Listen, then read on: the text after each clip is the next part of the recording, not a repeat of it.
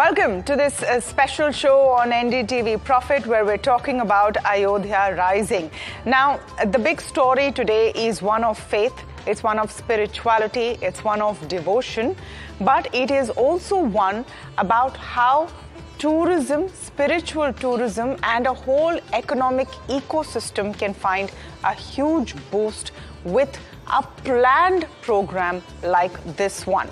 Today on the show, you're going to be hearing a variety of voices on NDTV Profit, where we take you through the entire unlocking of tourism and spiritual tourism potential as Ayodhya rises. Of course, the big event at the Ram Temple will be later this afternoon. But meanwhile, we will be looking at what kind of contribution we are seeing of tourism to the GDP, the growth of tourism in Ayodhya, and the kind of investments which have come in. So just for some perspective, and this is a Jeffrey's note I'm talking about, religious tourism is the biggest contributor and segment in India. And this new center is an example of how improved infrastructure can create economic impact. So the cost of the Ram Temple is about 1,800 crore rupees. Tourism is projected to surge here. Economic and religious migration will also increase. Look at the spillover effect you're seeing. Hotels, airlines, hospitality, FMCG, travel, ancillary, cement, all of them will be getting a big boost. You already have the phase one of the new airport coming in, which can handle 1 million passengers, and by 2025 you will have additional capacities coming in as well. So definitely this is also a big economic and business story. We're focusing on it from all of the angles, but first we're going to begin with the mood of the day with two very special guests. I'm joined today by Nilesh Shah, Group President and MD, Kotak AMC, and Vijay Kedia, MD, Kedia Securities. Good morning, gentlemen. What are we going to talk about today? We're going to talk about lessons from the Ramayana, lessons for investors, lessons for traders, lessons for wealth creation. Welcome to this special show. Thank you. Thank you. All right. Absolutely. Nilesh bhai, let me begin with you.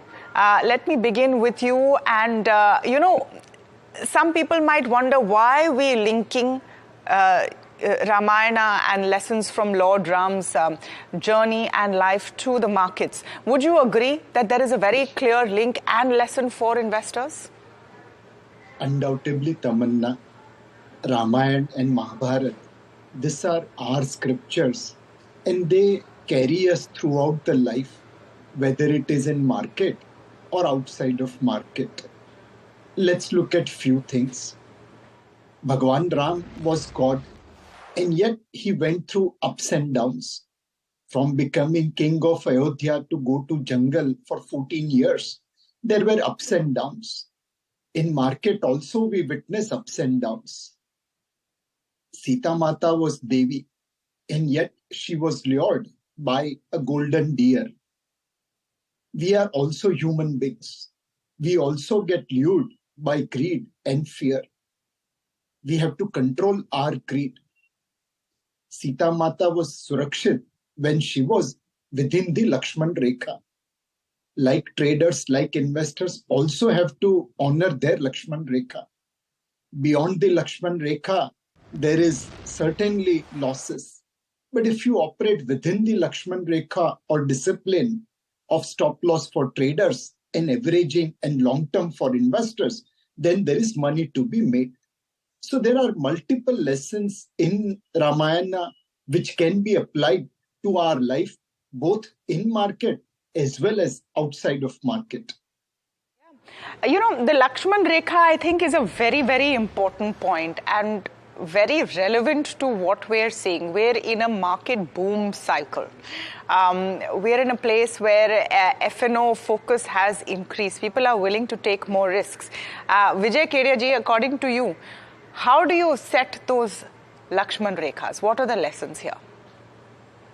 So what I understand, Tamanna, first of all, regarding Ramayana, Nilesh bhai had said everything that what we can learn and we had been learning, or our ancestors, what we had been learning since युगों से जो चलते आ रहा था. So I think everybody has to draw its own Lakshman Rekha. This is what I have understood in this market. So there are some fixed rules, but there are some rules which you had to be decided by your own self. As I always say that know yourself. KYS is more important than KYC in stock market while investing or trading or whatever, indulging into any kind of activity in this market. So that KYS actually leads you to draw your own Lakshman Rekha. So you create your own do's and don'ts, that these are particular things which are not suitable to my mindset, not suitable to me. So I am going to draw a Lakshman Rekha and I'm never going to cross. So the moment you cross that Lakshman Rekha, then Ramayana tells us that what happened in Ramayana. So everybody needs to understand the market. Before drawing the Lakshman Rekha, you need to understand the subject matter. Without understanding, you cannot draw a Lakshman Rekha. So that is why this knowledge and experience is very much important. And sometimes, Tamanna, if we learn everything from our own life, then one life will really fall short. So sometimes you draw your own Lakshman Rekha, and sometimes you follow that Lakshman Rekha, obey the principle of that Lakshman Rekha drawn by maybe your parents or maybe by, by the people whom you follow. So that is also very important. Yeah, the other big lesson, of course, Nilesh Bhai, is about discipline. Discipline and having the patience. Whether, you draw lessons from 14 saal ka vanvas, but having the patience to see your investments grow over time. What are the parallels you can draw there? In Ramayana, we have been told that even though Ravan was a demon, Danav, his Lanka was made of gold. And Ayodhya, even though it was ruled by Raja Ram, we don't hear that it was made of gold. Now, Valmiki ji and Tulsidas ji hasn't mentioned much about why Lanka was made of gold and Ayodhya wasn't. But my conclusion is very simple. The Lankans were investing like Kumbhakarna. They used to invest in stock market and go to sleep for 14 years. They were long-term investors. And probably Ayodhya Vasi were day traders. They were trading in FNO, they were trading in stocks. Net Lanka became of gold. If you want to be an investor, you have to develop long-term vision like a Kumbhakarna. Now, obviously, Kumbhakarna used to go to sleep. We can't do that in market. But we need to have Kumbhakarna kind of time horizon to make money in the market. Absolutely. Kumbhakarna type of time horizon. That definitely is a lesson in patience. Vijay, you are very well known for, your singing and your musical abilities, and especially your poetry. What have you prepared for this occasion? So, okay. Thank you for giving me this opportunity. Yes, I have prepared one poem, a short poem, which I will recite. कि हवा का रुख अब बदल गया है, बदले सभी नजारे हैं, कौन हमें अब रोकेगा, जब घर में राम पधारे हैं, नई चेतना नई उमंग से सजे सभी गलियारे हैं, नई रोशनी नई दिशा से फूट रहे फुव्वारे हैं, अमृत काल है भारत का, साथ जुड़े सब तारे हैं, आसमान भी खिल उठा है, मचले नदियों के धारे हैं, गूंज रहा है नाद विश्व में, अब भारत के वारे न्यारे हैं, कौन हमें अब रोकेगा, जब श्री राम पधारे हैं, जब श्री राम पधारे हैं. Wow. This in typical style. That's just wonderful. Nilesh Bhai, I was just thinking about it.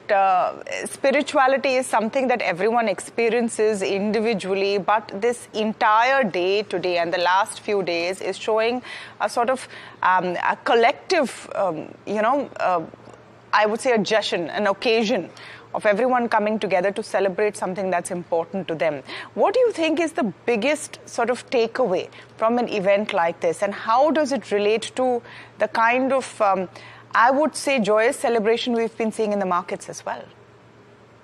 So many years ago, a lot of us fund managers were sitting with some very, very knowledgeable person. And he asked, what makes a country grow? How does a country become underdeveloped to developed nations? We were all fund managers. And we said capital, markets, efficiency, productivity, utilization of land, labor, and resources. And finally, he asked a question: does character of people matter? Has Japan risen because their people had discipline and character? Has America risen because their people had character? I think we, the market-oriented people, probably give far less importance to character than needed in a country's growth trajectory. Every country prospers based on certain anchoring. And that anchoring in India's case has to be spiritualism. Spiritualism is different from religion. But as long as we are all anchored into our character, into our spiritualism, as Vijay bhai mentioned, there's no one who can stop India's progress. We are a culture where जब एक रोटी घर पे बनती है तो पहली रोटी हम गाय या गली के कुत्तों के लिए देते हैं. We are a culture where if a visitor comes, we provide buttermilk to them in summer and water in winter. These are all ingredients of our spiritualism.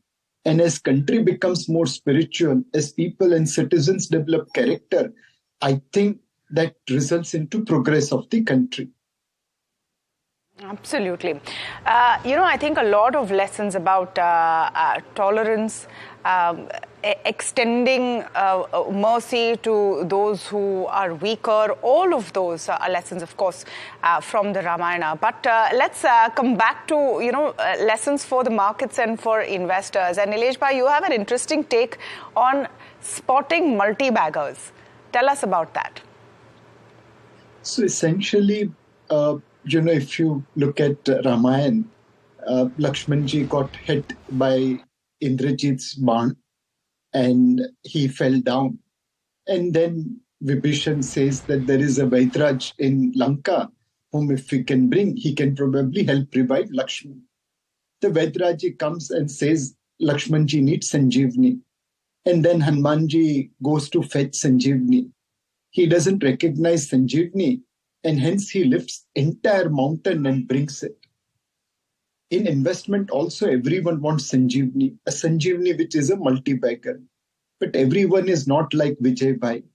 And I'm sure Vijay bhai will also agree that sometimes you have to carry a whole big mountain.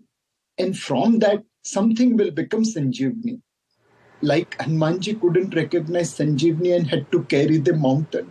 An investor also has to carry the mountain and have Kumbhakarna kind of time horizon to really find Sanjeevani.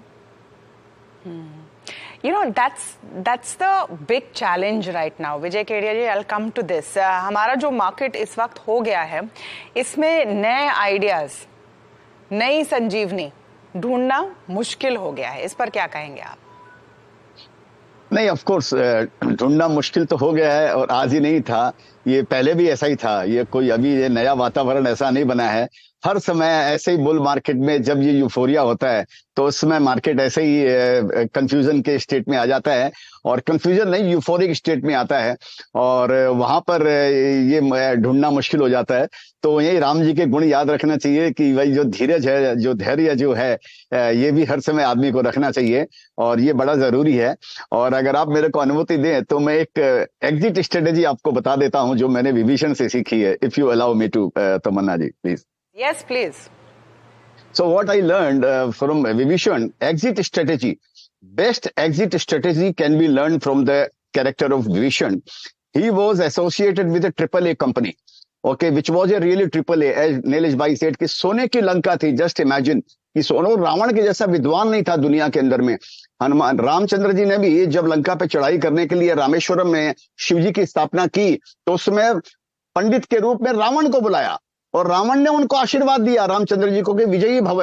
उन्होंने, ये मजे की बात है क्योंकि उस समय वो पंडित का रोल अदा कर रहा था, वो एक ब्राह्मण का रोल अदा कर रहा था वो, तो उसमें वो कर्तव्य निभाया. तो वो भी एक अद्भुत आदमी था. तो एनीवे, तो Vibhishan was associated with a AAA company, but when he found and he realized that this AAA company, the management of the company is defocused now. उसका जो फोकस था उसका वो भटक गया है. वो आदमी जो उसने सीता को उठा कर ले आया, तो उसने क्या किया, उस कंपनी से निकला और उसने दूसरी ट्रिपल ए कंपनी जिसका एक प्रीवियस ट्रैक रिकॉर्ड था, but the company was in distress, rock bottom पे थी, उसने उसमें एंट्री मारी इसके अंदर में। तो ये एंट्री और एग्जिट का जो है, ये विभीषण से आपको क्लियर सीखने के लिए मिले। और लोभ और लालच से कैसे बचना चाहिए, जो रावण की कथा से सीखने मिलता है। Vijay Kedia ji, you know the fact that don't go in for what you can't really achieve, know your limits, what do you think the lesson is there? You are asking me? Yes yes. Now, of course, you should know your limits. Like again, like निमेश भाई said कि लक्ष्मण रेखा, grid जरूर करना चाहिए तमन्ना जी। अगर आप grid नहीं करोगे तो आपके अंदर में आगे बढ़ने की वो रहेगा ही नहीं कि हाँ मैं ऐसा बन जाऊं। मैं भी सोचता हूं मैं नीलेश भाई जैसा बन जाऊं, मैं इसके जैसा बन जाऊं, वो एक एम्बिशन है, उसमें ग्रीड भी छुपा हुआ है। लेकिन I should know my Lakshman rekha, कि हाँ भाई मेरे को ये लक्ष्मण रेखा क्रॉस नहीं करूंगा, नहीं तो मैं वो दुबे जी चौबे जी बनने गए, छब्बे जी बन गए, हिंदी में जैसे बोलते हैं, समथिंग लाइक दिस। तो ये ऐसा हो सकता है, तो उसको एक बैलेंस रहना चाहिए उसका greed ka. Yeah. So absolutely, you have to have a balance on greed. You have to understand that you need to have patience. Nilesh bhai, you also have to understand about what your larger duty is to society, and I think that's also an important lesson when you think like an investor, that yes, of course everyone is here in the markets to make money, to create wealth, but what do you do with that wealth also is important, isn't it? Undoubtedly. In Ramayana, the story is all about Maryada Purushottam Ram. He always discharges his duty to the society. If he has to ask Sita Mata to go through Agni Pariksha, even though he's fully convinced that Sita Mata doesn't need any Agni Pariksha, yet he goes through that pain, so to discharge his responsibilities and duties. There is always a conflict of interest for a promoter, for an investor, for other stakeholders. And how do we manage that conflict of interest? That is most important. There are 4 quotients in life. One is the Ram quotient. Over here, your goals and your objectives are not only pious, but the means to achieve those goals are also pious. There is no scope for a shortcut there. Second is Krishna quotient. This is Kali Yuga, where sometimes we are forced to take shortcuts. Krishna wanted to win Mahabharat war for Pandavas. It was important to kill Karna. After encouraging Arjun to kill Karna, finally Krishna shares that incidentally he was your elder brother. The goal of winning Mahabharat war was important, and means to achieve that, where a brother has to kill his elder brother, was necessary. So there is Krishna quotient. In life, always try to win Ram quotient. Sometimes, because this is Kali Yuga, you have to go to Krishna quotient. Then there are 2 other quotients which are completely avoidable. One is Duryodhan quotient. Duryodhan means to achieve are pious, righteous, but goals are always wrong. Even when he is fighting for his life, in the final hour of war, he doesn't hit below the belt. Bhimsen hits him below the belt to kill him. Duryodhan's means were right, but goals were wrong. Never ever follow Duryodhan quotient. And then there is Ravan quotient, where means and goals both are wrong. As Vijay bhai mentioned, AAA rated company, but the management's goals and means to sustain that AAA rated rating was disaster. Eventually, that destroyed his golden Lanka. So in life, always try to follow in Ram quotient. Sometimes you have to go to Krishna quotient because this is Kali Yuga. But ensure that your goals are always righteous. Never ever get tempted to get into Duryodhan or Ravan quotient. If we follow this 2x2 quotient, I think all conflict will be resolved. Absolutely. You know, it's interesting. When we thought of this concept for the show, the idea was how much can you relate between the challenges that investors and traders, market participants find, and this story of the Ramayana. And there is so much that is relatable. Vijay, Kedia ji, do you want to come in on this? What do you think are the biggest lessons that are relevant in today's challenging times, where there is so much of information flow? And the question for investors is, what do I trust? How do I make the right decision? The best way to is to clutter, to as they say, to cut the weeds, So because knowledge is free, everything is available everywhere. So you have to decide that what you want to pick and choose and what you want to leave on the table. So I agree with you कि इतना सब वो फैला हुआ है. तो your focus, जो आपका फोकस है ना, कि मेरे को क्या लाइफ के अंदर में मेरे को करने का है और मेरे को कौन सी दिशा में जाना है, आपको खाली वो फोकस के अंदर में, जैसे एक रामायण का चौपाई है, प्रवीसी नगर कीजिए सब काजा, हृदय राखी कौशलपुर राजा. माने हर समय अपने, आप जो भी कार्य कर रहे हो ना, हर समय अपने हृदय के अंदर में कौशलपुर राजा या राम जी का ध्यान रखो. मतलब बोलने का ये है कि आपका जो फोकस है, ये हनुमान जी के लिए बोली गई है. जब वो लंका के अंदर में घुस रहे थे, लंकनी ने उनको रोका, तब वो राम का नाम ले थे, तब उन्होंने, लंकनी ने उनको ये बोला कि प्रवीसी नगर कीजिए, सारे काम कर जो तेरे को करना है, हृदय राखी कौशलपुर राजा. माने तुम्हारा जो ध्येय है, तुम्हारा जो पर्पस है लाइफ के अंदर में, उसको तुम अपने हृदय के अंदर में रखो उसको, और फोकस होकर काम करो. तो ये अपने को इससे सीखने मिलता है. Lessons over there. Going forward, Nilesh bhai, and we've spoken about all the heroes per se of the story, but what about the villain of the story of Ramayana, of Ravan, and how lessons come from his journey as well, about how destructive ego can be? How would you relate that to a time where there are a lot of market participants who perhaps feel that they're very good at spotting stocks or investment opportunities? Maybe they have all really, been rewarded by the tide of the markets. How do they check their ego? So, Tamanna, I wouldn't call Ravan villain of the story. Ravan had many great abilities. He was very, very educated. He ran, obviously, a very, very good administration to make Lanka golden. However, if he had 99 guns, he had one avgun, the avgun of ego. There was no reason for him to go and kidnap Sita Mata. There was no reason for him to put at stake entire Lanka against Bhagwan Ram. There was no reason for him to ignore advices of his own wife Mandodari or his own brother Vibhishan. Ravan's ego destroyed entire golden Lanka. And in stock market, every day we have seen, when you get ego, when you believe you are market guru, your end is certain. You will get crashed to the ground. Market is bigger than all of us. We are lifelong student of the market. We cannot afford ego. The day we get ego, I'm 100% sure it will be end of our journey in stock market. And Ramayana teaches us, Abhiman to Raja Ravan nu bhi nahi takyo. Abhiman to Raja Ravan ka bhi nahi tika. So who are we? What a fascinating chat this has been. But before I wrap it up, Kedia ji, we cannot let you go without hearing your voice. What will you sing for us today? So I'm going to recite a short poem, which luckily Devendra Fadnavis ji actually उन्होंने उसको forward किया कल Twitter पे अपने handle से.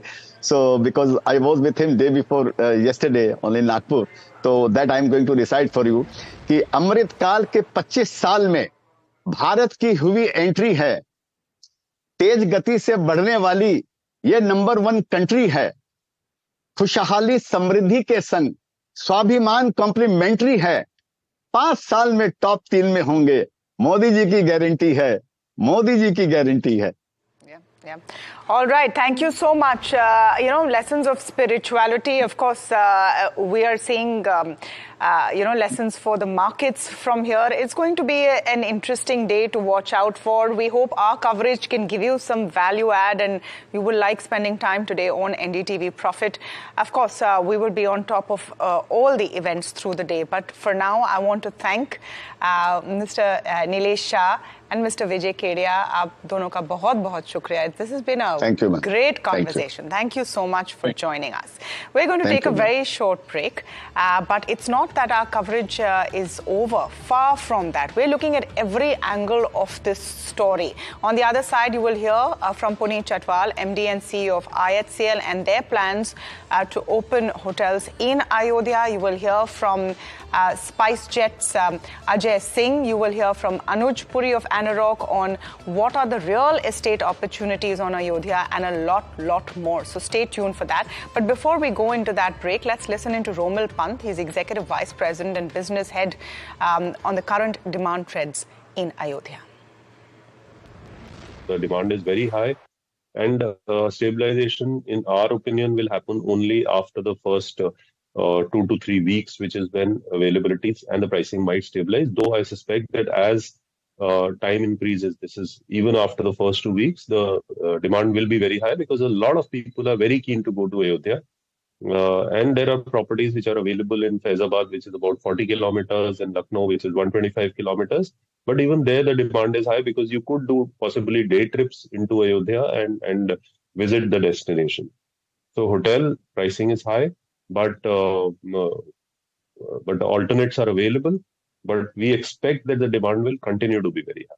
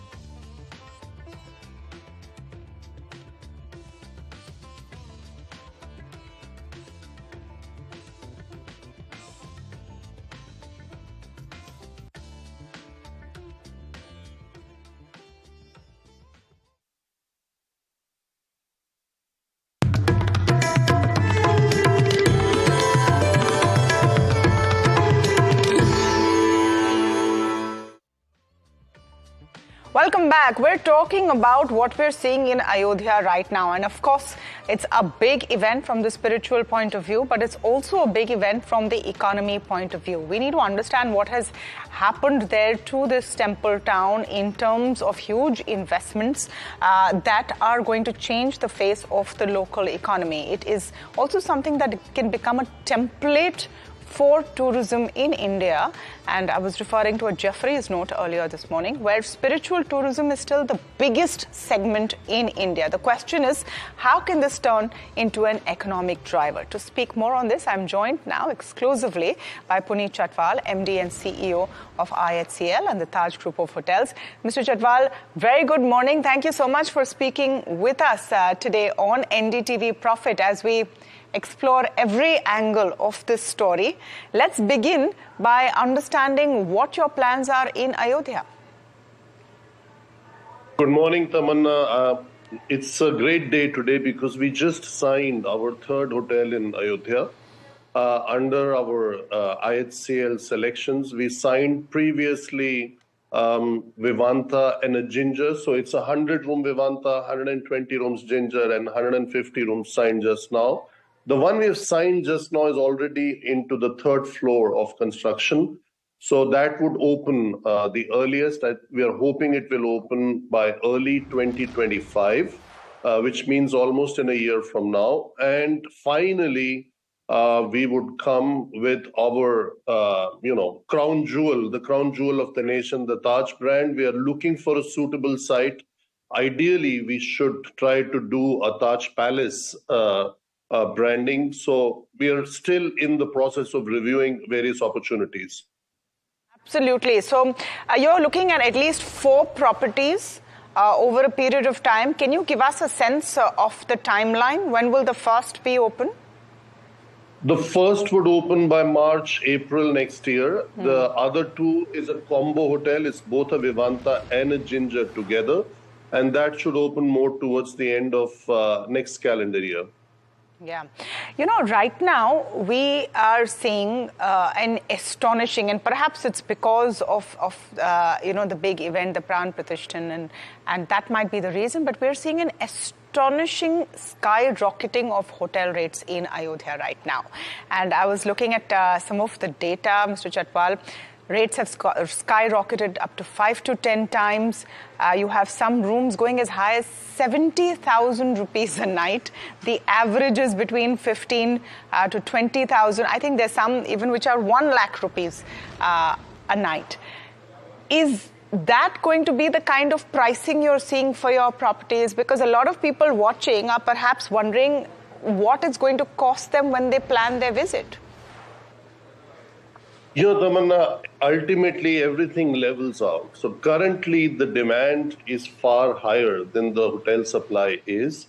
But at some point, as more and more hotels get built, the more hotels are open and in operation, the rates would obviously come down. They're not going to stay 70,000, 1 lakh, 2 lakhs in this kind of destination. So having said that, if you looked at all the spiritual destinations in India, all are doing quite well, and the ability to charge has always been, even historically, very strong. For example, we are present for several decades in the city of Banaras, and we are adding 100 more rooms to Taj Ganges. We added a few rooms in Taj Nadesar Palace.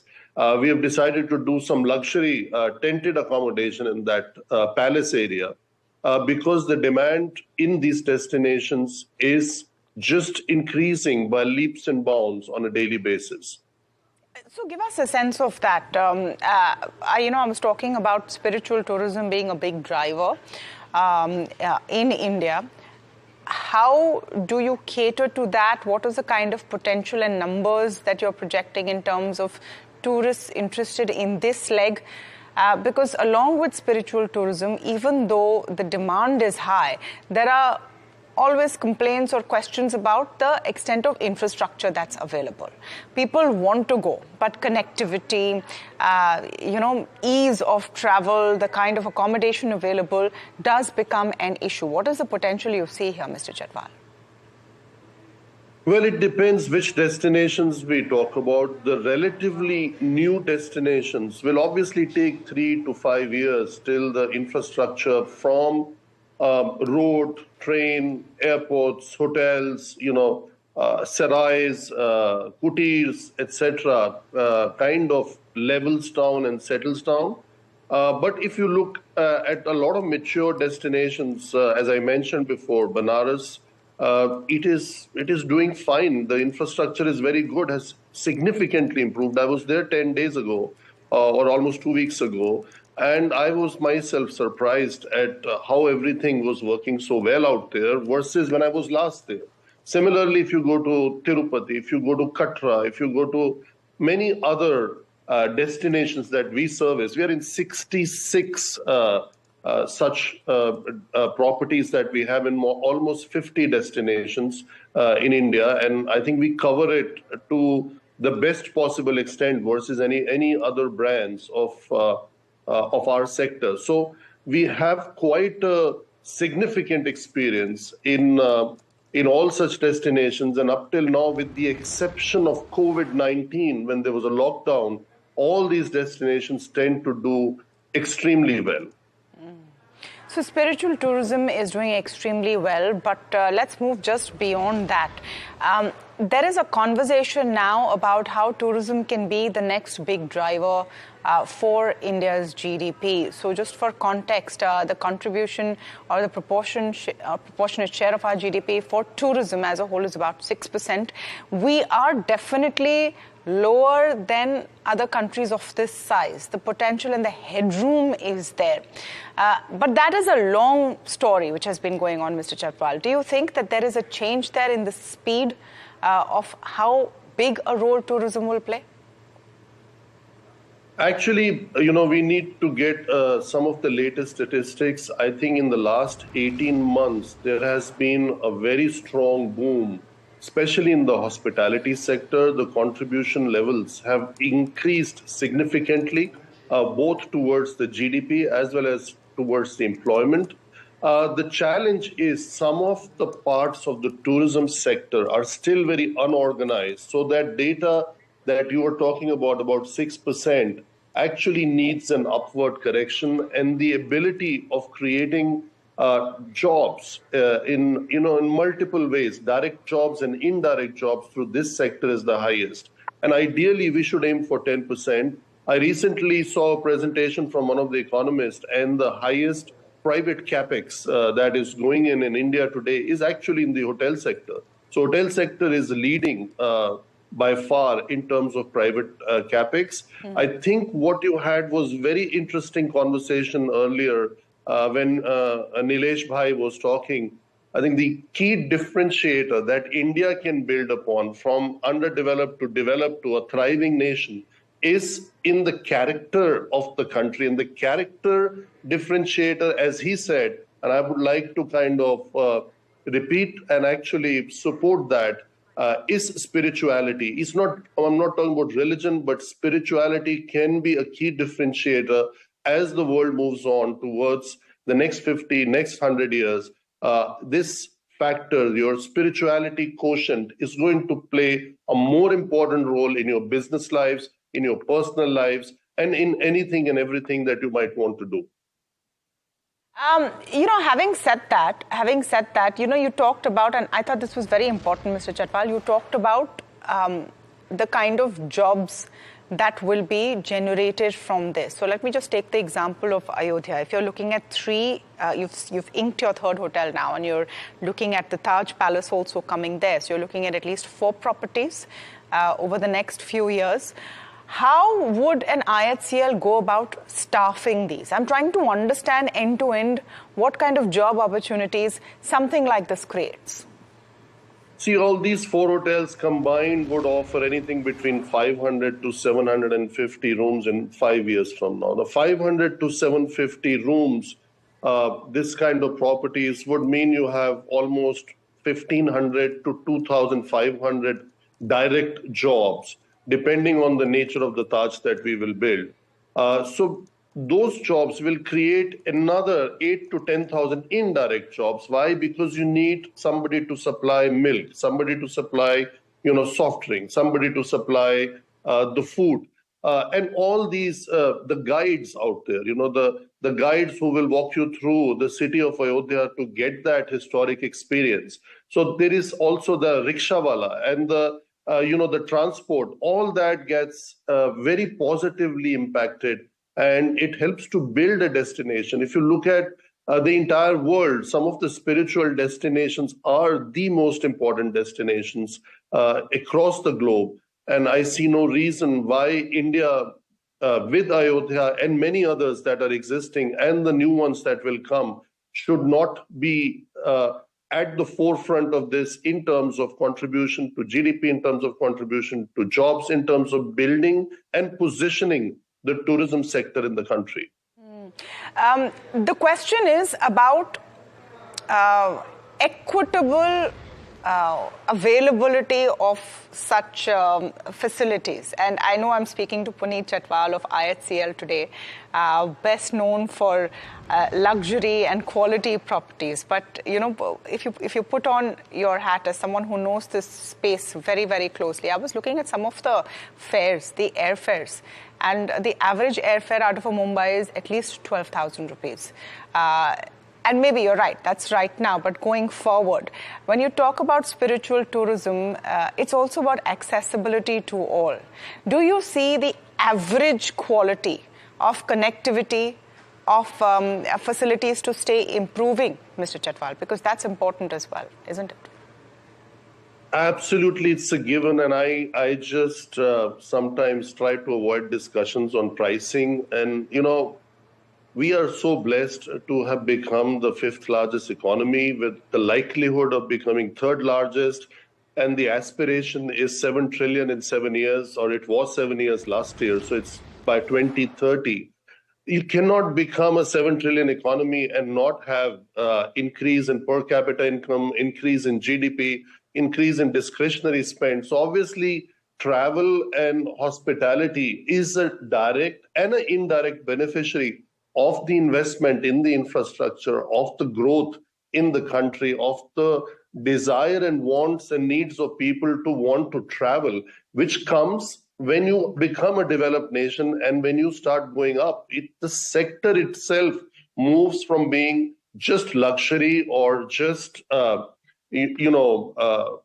once in a while, to almost a habit to go to restaurants, or a habit to travel, to take long weekends, to go for spiritual reasons or health reasons or medical tourism. I mean, the opportunities are immense, but if you did not have the means, then it was difficult. Today, we should be very happy. It's not about the 12,000 rupees for the ticket. The important thing is that the airport got built and that you have direct access both from Delhi and Mumbai to the national capital and the commercial capital to Ayodhya. And I think that is very important.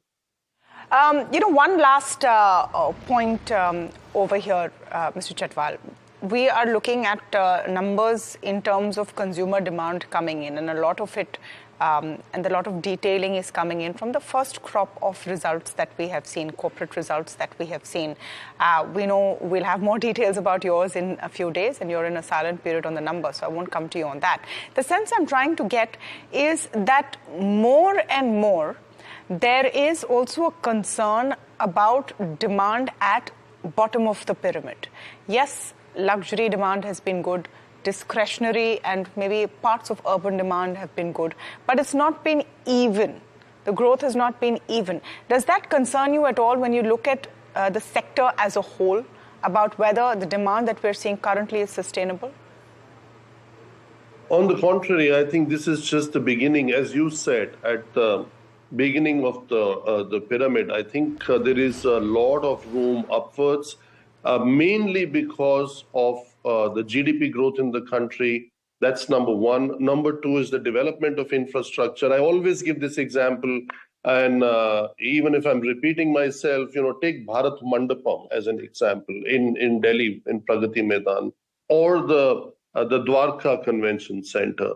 Now, they never existed before. Or Jio in Mumbai. If an big event is happening in Jio in Mumbai, anything around 5 kilometer radius gets sold out. But before that, space never existed.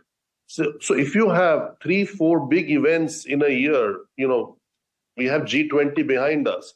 But if there are more such events coming, and they will come, you get thousands of delegates traveling from outside of the country coming into the country, and some of them will add a few more days to explore India.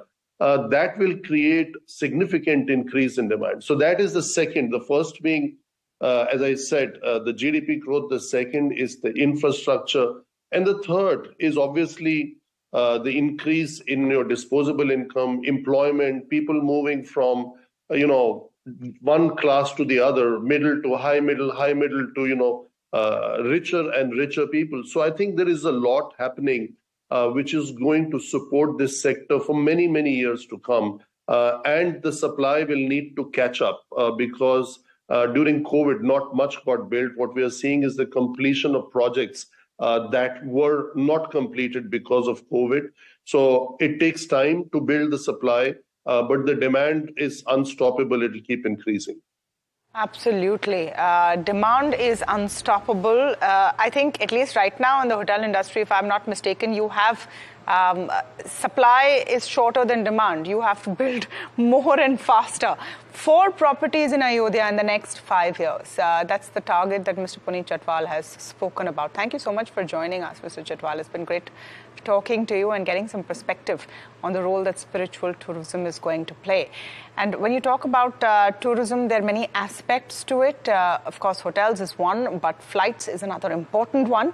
And my colleague Maria Shakil of NDTV spoke earlier with SpiceJet's Ajay Singh to understand the kind of connectivity the airline would see in Ayodhya. Who doesn't know Mr. Ajay Singh? He needs no introduction, but he is here at a rather interesting time. It's Ayodhya and Ram Ki Paidi right here in front of this big image of Lord Hanuman. Mr. Ajay Singh, welcome to Ayodhya. But before that, have you traveled to Ayodhya in the past, and what has changed in Ayodhya in recent times? I've never come here, but from what I hear from people here, there's been just an incredible change over this last couple of years. Incredible development and incredible, feeling of hope and optimism. And I think that what you see today will be vastly different from what you'll see in a year or two. There's going to be just massive development. I don't think Ayodhya will really realize what's hit it, because after tomorrow, there's going to be this massive influx of tourists into this city, and it will change beyond recognition. There's no doubt about it. आप उन 10,000 लोगों में से हैं जिनको न्योता मिला है प्राण प्रतिष्ठा में शामिल होने का. आप वहाँ पे मौजूद रहेंगे. आप अपने आप को खुशनसीब कहेंगे? बिल्कुल, मुझे लगता है कि बहुत एक this is a moment of great pride for all Indians, really, because this temple is a symbol of great pride and also, I think, symbolic of what Indian civilization really stands for. The fact that there is an aspiration for Ram Rajya, and Ram Rajya really stands for a just society, an equitable society, and a prosperous society, prosperity for all. So this is what as a businessman, because I need to ask that, what are you seeing as potential areas in Ayodhya? No, I think the economy of this city is going to increase by many fold, and tourism. This is going to be the hub of tourism in times to come, in terms of the hotel industry, in terms of anything connected with tourism. And aviation sector. And the aviation sector, that is your domain. That is our domain, and we need to provide connectivity from all corners to Ayodhya, and that's exactly what we are attempting to do. So SpiceJet is going to have 8 flights going into Ayodhya from the 1st of Feb, as per what they've released. And of course, all other players are also coming in. So that should perhaps ease up the fares in a bit, and as things settle, maybe there should be better sort of fares to go by. But, this is an aspect of tourism that we're seeing all around, and a new paradigm in that sense of religious tourism is getting set. That's the word coming in from Dhruv Shringi of Yatra Online, who we spoke to. Listen in. There is a very strong demand for Ayodhya in particular. And I think what has also happened is Ayodhya has maybe brought the entire religious travel and pilgrimage travel in the country into the mainstream right now. Because not only is Ayodhya seeing a significant bump, we are seeing all other major religious destinations also seeing a very meaningful jump at this point as compared to the previous year. And I'm talking about, the lowest I'm seeing is about a 35% jump in demand, and the highest I'm seeing is almost 120% jump in demand. So it's pretty much across all religious destinations right now that we are seeing a meaningful improvement and lift in terms of demand. All right, time for a very short break, but we're not done with our special coverage by far. So far, we've talked about lessons for market investors. We've talked about tourism opportunity. Next, after the break, we're going to be talking about real estate. Real estate prices in Ayodhya and around have skyrocketed. What is the potential here? What is the availability of real estate land parcels? We're talking about all of that after this very short break.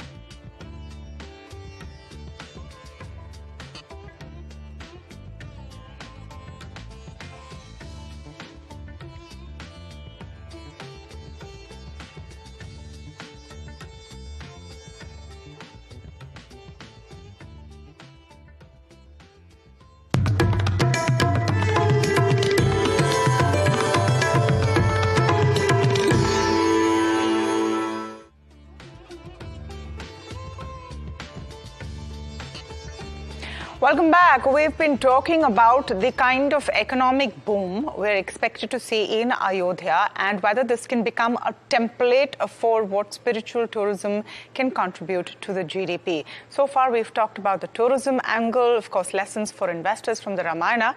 But now we're talking about what's happening with real estate. I'm joined now by Anuj Puri, chairman and founder of ANAROCK. Anuj, great to have you on NDTV Profit and superb to speak to you today. Give us a sense of what the potential is in Ayodhya and the kind of increase we have seen in prices over the last few years.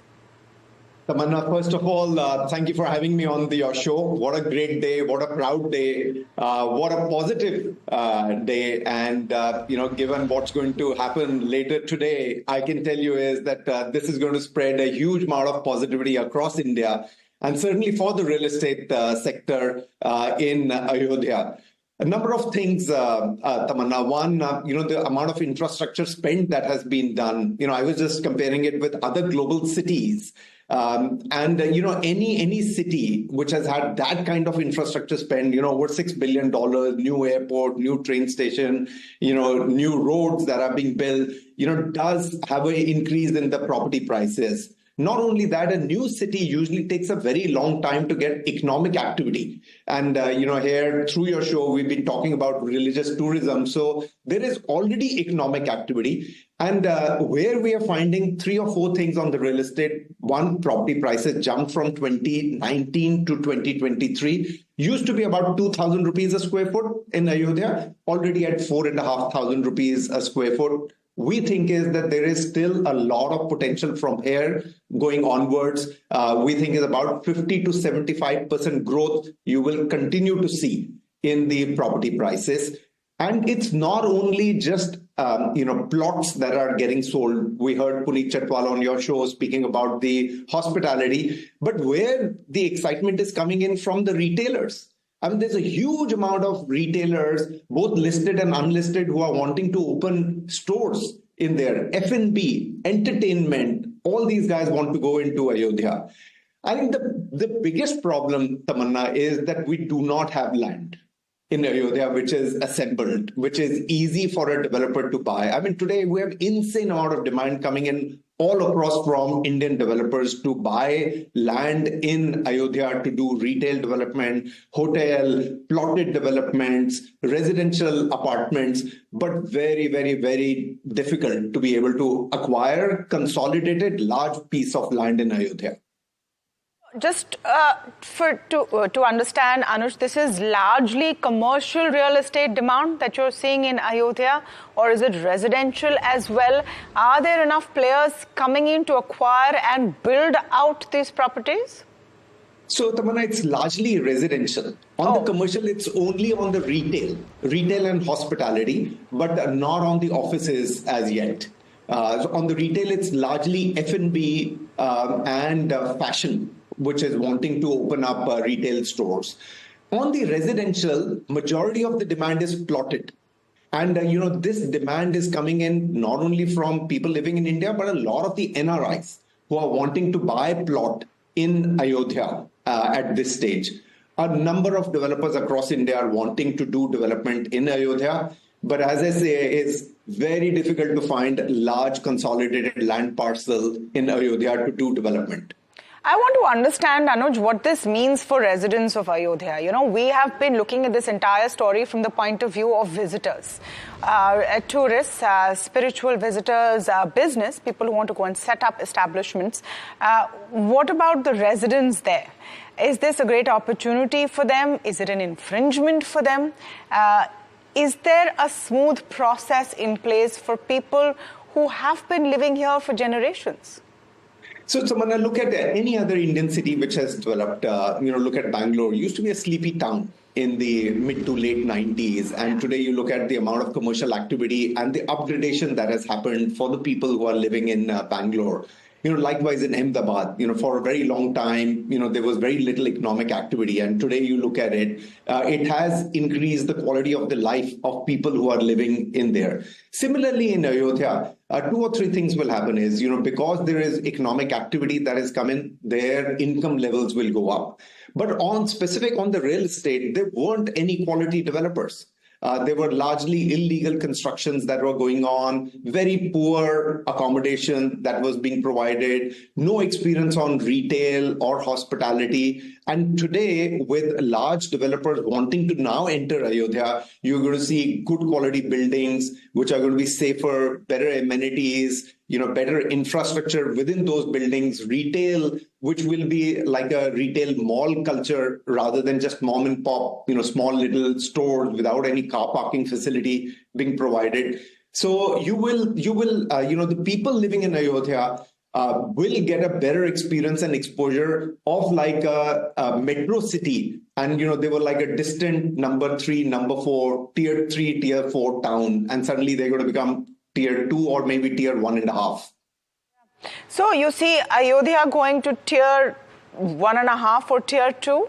Anuj, in how many years? And what are the other pockets which are going to get boosted by spiritual tourism? Do you see these places as investment opportunities for second homes? Or, are these largely going to be beneficial for people who have already been residing there? So, Tamanna, I feel is that it is for both. It is as second homes. As I said, the demand that has come in for plotted development from NRIs is unprecedented. We've not seen that kind of demand, come in to buy plots. And clearly it is for second home for those people. For the people who are living in there, the experience that they are going to be able to get of quality development within residential, gated communities, within retail, within hospitality will really uplift it. I do feel as if this gets replicated maybe in Mathura as a next, you will see is a similar kind of boost coming up there. The biggest thing is, Tamanna, there are many, many, many cities globally who were set up with that kind of infrastructure, that kind of investment. But it took a very long time for them to get economic activity going. Here, fortunately, we have a fulcrum of economic activity. So the moment we put in the infrastructure, you're seeing, thousands and lakhs of people already thronging in there. So it is, an example that comes to my mind, Tamanna, is Milton Keynes, just on the periphery of London. Took a very long time after the infrastructure had been put in place to get an economic activity. The fortunate part of these religious places is that the moment the infrastructure is put, the religious devotees are immediately wanting to come in and invest in that city. So for religious devotees, I'm wondering, people watching this, if they're thinking about a second home in Ayodhya, why would they want to do it? Is there, a return angle over there? You see Airbnbs thriving, and what could be the kind of returns? So both, Tamanna, it will be on the rental side that you will get the return, clearly on the residential. On the commercial side, you'll be able to lease it out to larger brands, national brands who are going to take that space from you. But my thinking is that this is largely as a capital appreciation if you are an investor that you're looking at rather than a rental return. But many, many, many people are going to say, look, this is our second home. We're buying it for, the devotion that we have, not necessarily from an investment perspective. Absolutely.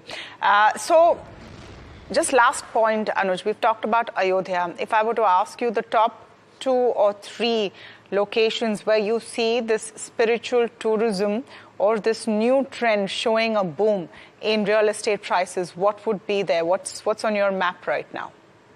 So, Tamanna, I'm very fond of UP, the way they have put in the infrastructure. 2 weeks ago, I was in Banaras. I can tell you is that place is absolutely thronging with vibrancy, and you're going to see more and more real estate development and capital appreciation happening in there. If, Mathura comes up next on the radar, then, that's a place that one should really keep an eye on. And you may see what we have seen in Ayodhya, prices already doubled over the last 3 or 4 years and will continue the same pace of capital appreciation. Then maybe the time, if Mathura is the next destination that is picked up for putting in the infrastructure, then that will be a good point to enter. One other thing I'll say is, Tamanna, between Lucknow and Ayodhya, it's about 90 kilometers. I would say is that belt, you will see a fair amount of investment happening because Lucknow already is a big destination from an economic perspective. And these will become like a twin city and would be a good idea to invest between Ayodhya and Lucknow. Yeah, okay. So the Lucknow Ayodhya belt is one that Anuj Puri has identified for us. Thank you so much, Anuj. Great speaking with you today and getting a perspective on the real estate development potential in these areas as well. Thank you. Our coverage continues right here on NDTV Profit. Next, we're speaking with Mr. Angshu Mallick.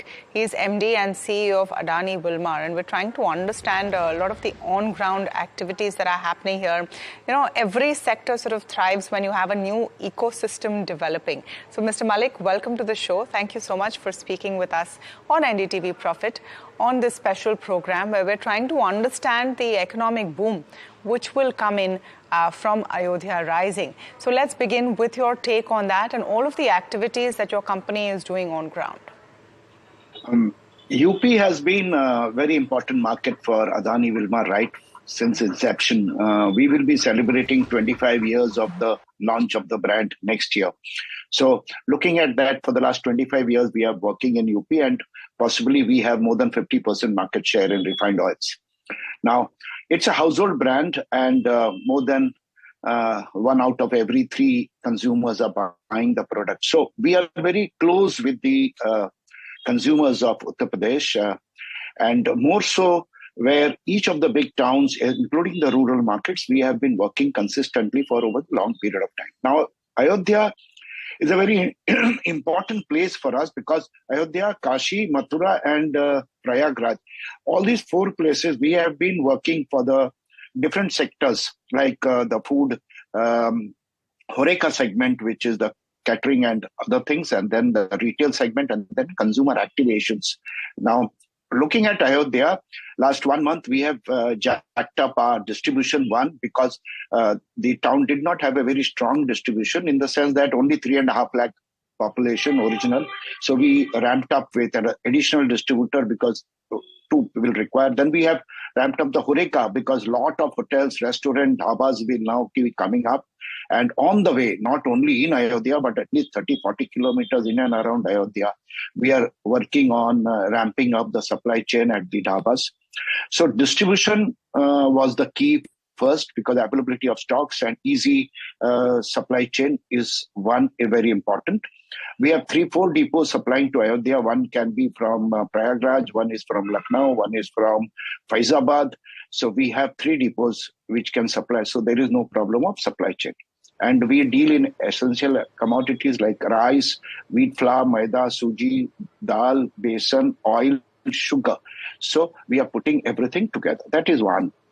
2 is that because today's event is such a big event, so over the last 15-20 days, we have ramped up the brand building activities.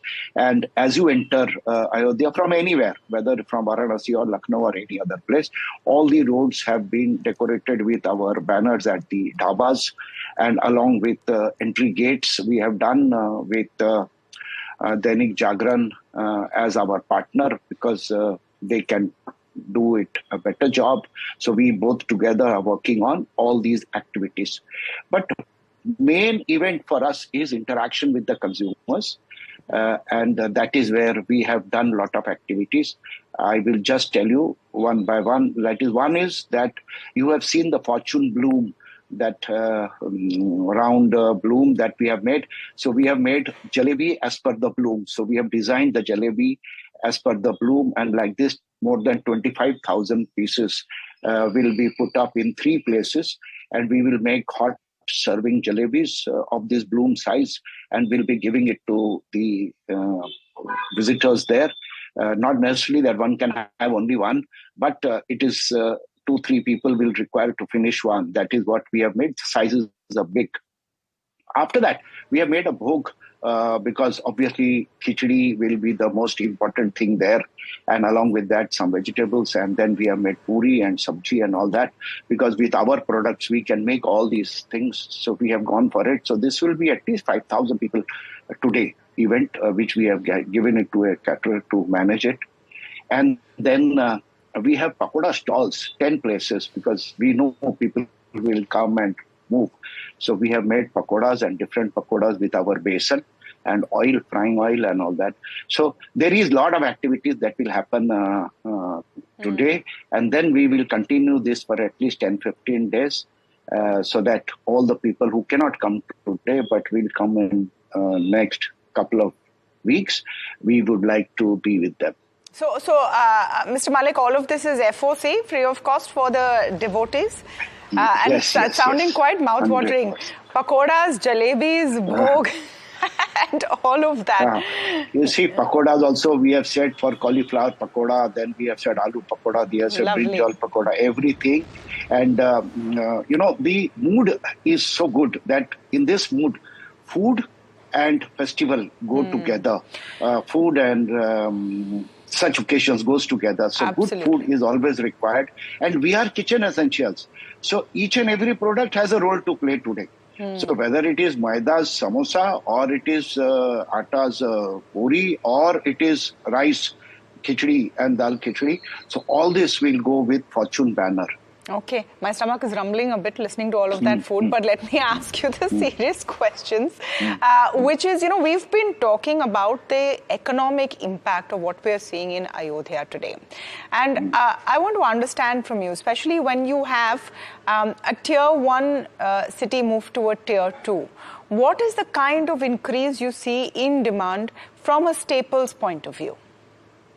See, I'll give you an example of Kashi. You have seen how Kashi has transformed in the last 2-3 years.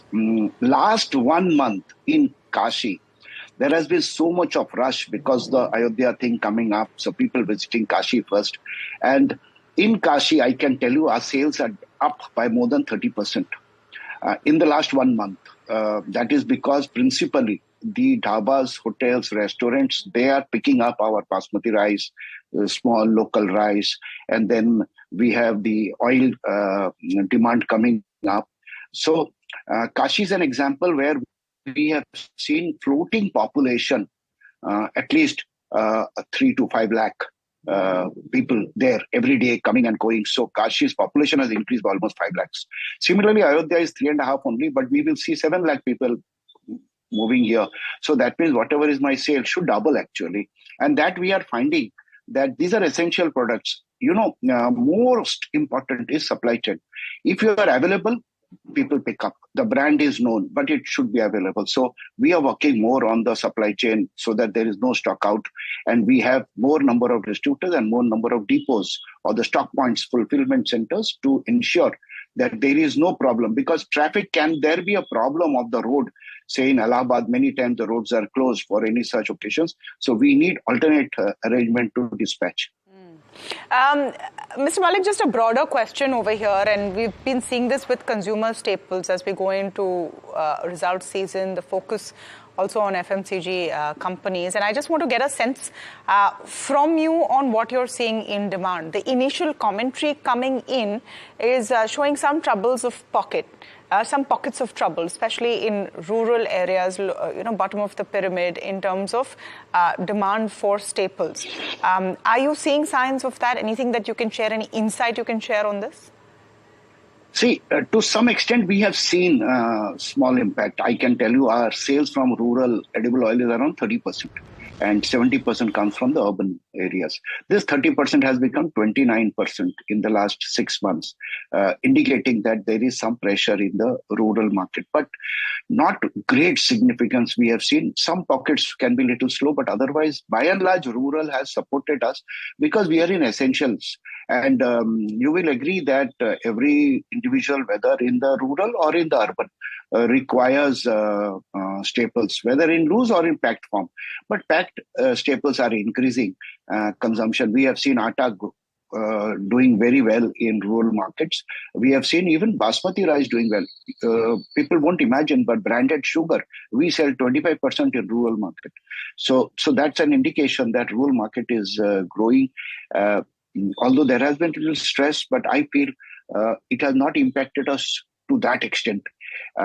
Coming March, once the harvest is through of wheat, which is a bumper crop, mustard, which is going to be a very good crop, and chana is also there, dal is there. So I think the rural income will increase after March, and April onwards, at least I foresee good demand coming up, with the marriage season picking up from 15th of April. And rural marriages are more in summer than winter. Do you also see prices then coming down of staples, which would have a positive impact on margins?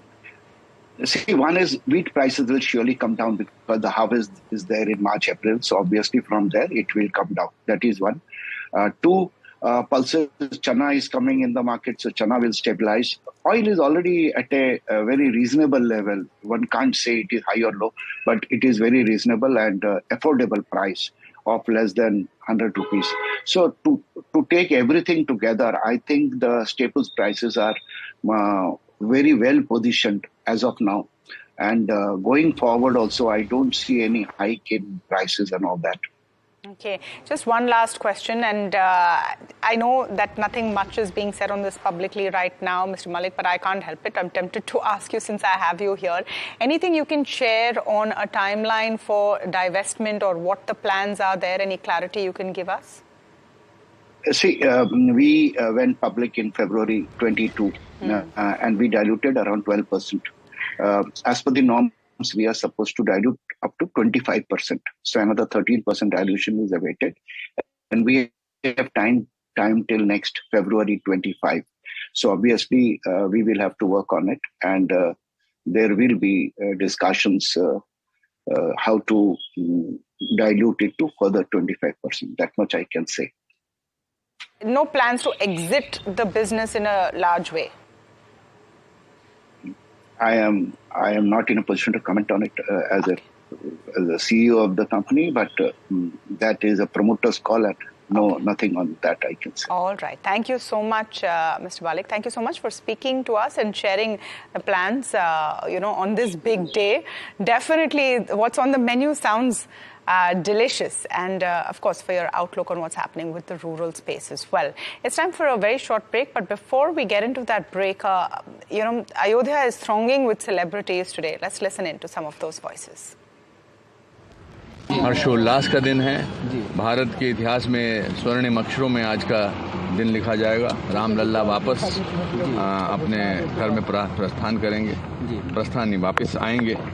और मैं सुबह हनुमानगढ़ी भी गया था, और इस पूरे आयोजन ने, इस पूरे समारोह ने देश को एकत्रित किया, देश के लोगों को एकत्रित किया है। आज जो पूरा माहौल पूरे देश में है, बल्कि पूरे भारतीय जो पूरे वर्ल्ड में मना रहे हैं, वो मैंने तो ऐसा माहौल कभी नहीं देखा है।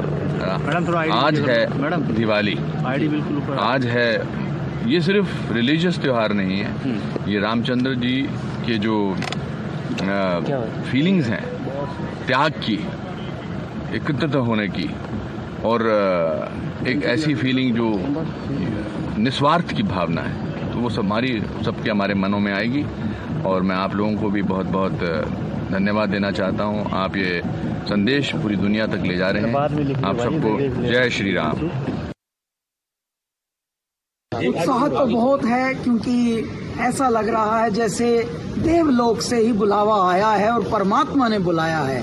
और आज का दिन इतना शुभ है, आज की घड़ी इतनी शुभ है कि न केवल भारत में परंतु तीनों लोकों में उत्सव मन रहा है। न केवल मानव जाति में बल्कि समस्त जीव जंतुओं में उत्सव मन रहा है। पेड़ भी नाच रहे हैं।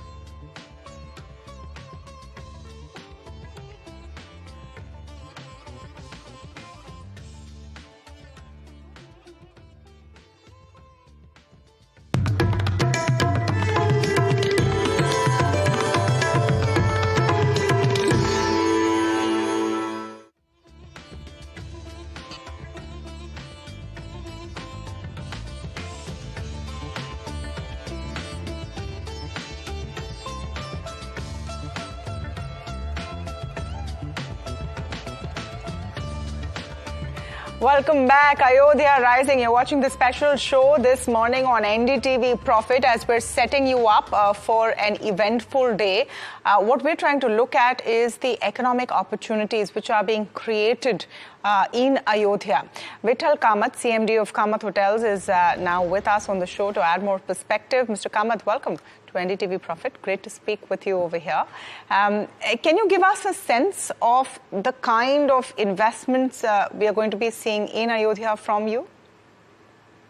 See, anything related to tourism, I can speak about because I am in tourism. Firstly, I would like to compliment you. You said Ayodhya Rising. Yes, it is Ayodhya, India, and Indians rising. Because once this kind of thing comes in, anywhere, it's like in circus. When the circus come to the town, the business goes up. Now, this is an iconic thing which has come to Ayodhya. And we are also opening in February. We have our ERA brand coming up there. Now, I expect there should be at least 300 to 400 hotels will come in. At present, the land price is very, very, very high. So slowly it may settle, and then this, along with land also, shops will come in. Because our tourism brings lot of business, but lot of turnover, lot of revenue to the country. At the same time, people will be coming in, their other requirements is going to grow. They're going to brush their teeth, they're going to newspaper, they're going to go around in the travel. So all the allied industry will also grow. So about investment, I can't tell you. I can tell you my prosperity, my industry prosperity. The industry has a great scope, and especially vegetarians like us. We are in this industry for 80 years, and last 80 years we are selling the best idli, vada, dosa, and also vegetarian thing. We have other 4 brands like Orchid, Era, and Lotus. So we will be bringing all the brands here. There is enough scope here. And since we are opening in February, we will be there. And the early bird gets the worm. That's the point. First 2-3 years, there will be heavy rush. I have been a fan, I must say, Mr. Kamat, of your idli dosas for years. Whenever you're traveling on the road, you know that that's one stop where you will get great quality. But just give us a sense. You're saying your first property opens in Feb. How many properties in all in Ayodhya? What are the kind of number of rooms or number of keys that we're going to see in toto from you? Yeah. Now, I expect around 500 to 600 rooms from Kamat Hotels in Ayodhya. We have completed 50 rooms already. There are another 50 rooms in progress. And we'll be bringing all 4 brands of ours, Era, Orchid, Lotus, and Kamat Hotels. All these 4 brands will be coming in. I expect daily around 1.5 lakh people to come. Once the airport, I've just opened now, but the transportation, once it is good.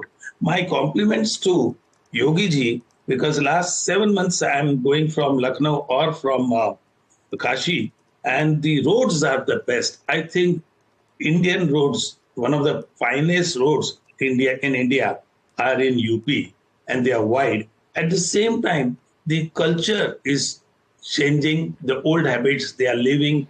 And since Modi ji has provided toilets in every home, now what you see early morning, what you used to see, that habit is also gone. So I see that there'll be a great footfall here and there'll be a business. But this is not for us only. The sari fellow will sell sari.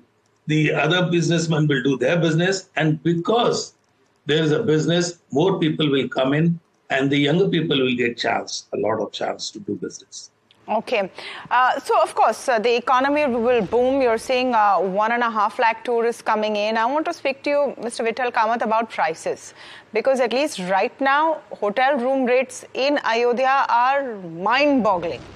I mean, you can explain that saying because, we've been showing pictures. They're only celebrities, top corporate honchos, VVIPs in Ayodhya right now. So perhaps that's why, because of that surge of demand, you're seeing high prices. There's a record number of private jets parked at the Ayodhya airport. So maybe that's why. But going forward, what is the kind of average room rate that you will see in this space? I see the average rate will be from a good hotel, 4-star will be around 8,000 rupee to 16,000 rupee, which is not too much because in Gujarat, now Sardar Patel place, where it's Sardar Patel at Baroda, their room charges are around 16,000 rupee. So from 8,000 to 16,000 rupee. At present, because it's just open, the rates are high, they will settle down easily. Secondly, other guest houses, small places, and a few other people who have approached us, there will be long stay. So slowly there'll be a mix. What exactly happens is, like in Las Vegas, when they announced Las Vegas, they announced 800 hotels also. They have earmarked the hotel premises, hotel area. I seem to have lost that feed. Ayodhya, but Varanasi, at the same time, Lucknow, all the periphery also will grow. So that's great. There'll be at least 45 to 50,000 rooms will come in Ayodhya. 45 to 50,000 rooms. 45 to 50,000 rooms because by when, Mr. Kamat, do you think 45 to 50,000 rooms in Ayodhya? Exactly 4 years from today, 50,000 rooms will come because that includes homestay, that includes the like YMCA style thing. Then that also includes 2-star, 1-star, bed and breakfast, 5-star, and 3-star, 2-star, 4-star, and the resort place also. So there'll be a mixture of minimum 500. I'm trying to understand whether the infrastructure for that kind of boom exists. Is there enough land available for 50,000 rooms over the next 4 years? Is there that much demand going to be coming in? Just your thoughts on this. Okay. Firstly, let me tell you about infrastructure. Once you grow the FSI, the land rule changes.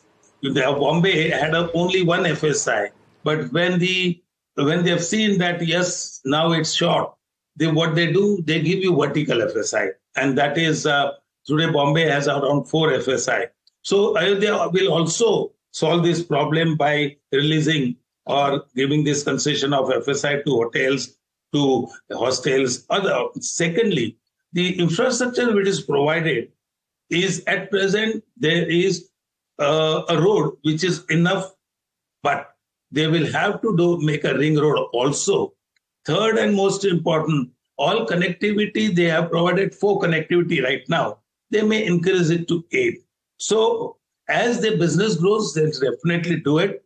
But I've seen Yogi government is doing a great job, and it is a miracle. It's like the last 7 months, what I see and what is today is unbelievable. All right. So what is the kind of jobs do you think are going to be created, Mr. Kamat? Because, tourism has a multiplier effect wherever you see that kind of boost. And spiritual tourism is the fastest growing segment and the largest contributing segment. What is the kind of multiplier effects you're having on jobs? If you have, if you said correctly, 500 rooms and all, right? From your end in the next 500 hotels. I said 500 hotels. No, sorry. From 500 hotels and all, hotels. but from 50,000 rooms. From Kamat hotels. No, madam. Kamat hotel will put all 4 brands there. Okay. We have 4 brands. Yes. We will be putting 500 rooms all in all. Okay. So no. I'll tell you why I'm asking. So 500 rooms from Kamat hotels. What is the kind of employment do you think that will generate?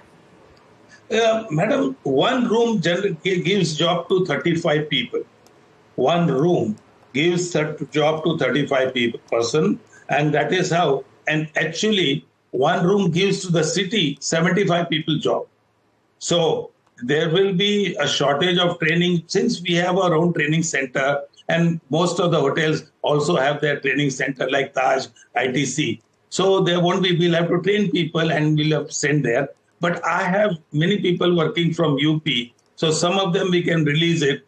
We have trained them already here in Bombay, and then we are sending them there. So there will be a trainer program. And today, what you need is not a highly qualified person, a person whose mindset is to serve. He must be a hospitable industry person. That's all. So there will be at least around 20,000 jobs will be available in our industry only. Okay. Because one hotel, let me tell you, one hotel of 100 room and is 1.5 ratio. So 100 room hotel will give 150 people direct job and minimum 600 people indirect job. Okay. That means people who are working will be 150, and who will be making this hotel work, like drivers, laundry, all other infrastructure what is required for hotel, that vegetable vendor, all these people will get job. Okay, so a lot of jobs coming in Ayodhya. Yes. Definitely you are seeing a boom over there. Thank you so much, Mr. Vithal Kamat, for joining us. You know, we have spoken over the last several minutes, 90 minutes actually, to a whole variety of voices on this special show. You can go back and see any of those interviews on ndtvprofit.com and on our YouTube channels. But our coverage is continuing on what we are going to be seeing in Ayodhya. The celebrities are coming in. You will hear from them. And of course, live coverage of the Pran Pratishthan from 12 noon onwards. Thank you so much for joining us.